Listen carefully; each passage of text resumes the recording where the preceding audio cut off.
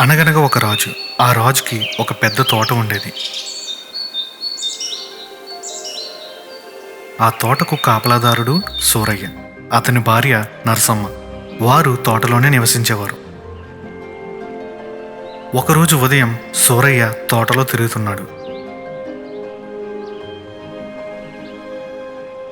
ఒకవైపున చెట్లన్నీ మేసేసి ఉండడం గమనించాడు.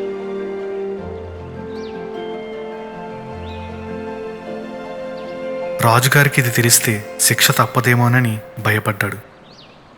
తోటంతా తిరిగాడు. కంచె అంతా బాగానే ఉంది. మరి జంతువులు లోపలికి ఎలా వచ్చాయి? సూరయ్యకి అర్థం కాలేదు. ఆ రోజు నుండి ప్రతి రాత్రి సూరయ్య మాటు వేసి కాపలా కాశాడు. పున్నమి రాత్రి వచ్చింది. వెన్నెల పిండారబోసినట్లుంది. సూరయ్య జాగ్రత్తగా చూస్తున్నాడు. ఇంతలో ఒక అద్భుతం జరిగింది.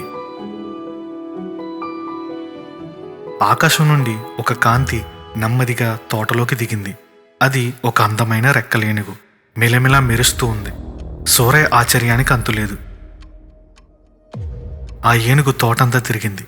తనకు ఇష్టమైన ఆకులన్నీ మేసింది. సూరయ్య ఏనుగును నెమ్మదిగా వెంటాడాడు.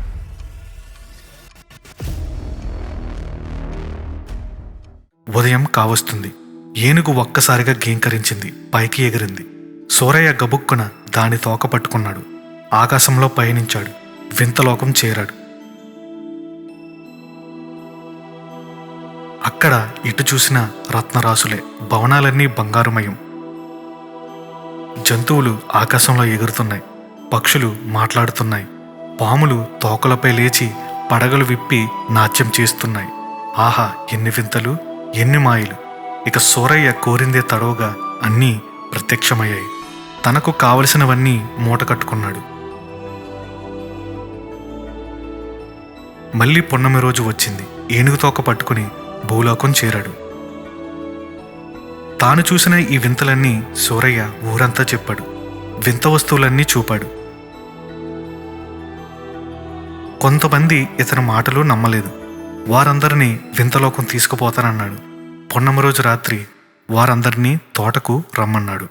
పున్నమి రోజు రానే వచ్చింది. అందరూ చూస్తుండగా రెక్కల ఏనుగు తోటలో దిగింది.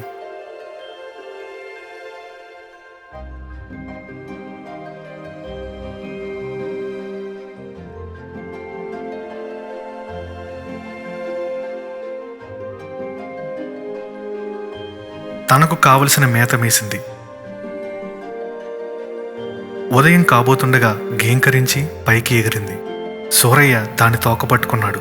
అతని కాలును నరసమ్మ, ఆమె కాలు మరొకరు, ఇలా అందరూ వేలాడుతూ ఆకాశంలో ప్రయాణించసాగారు. చివరిలో మల్లమ్మ వేలాడుతున్నది.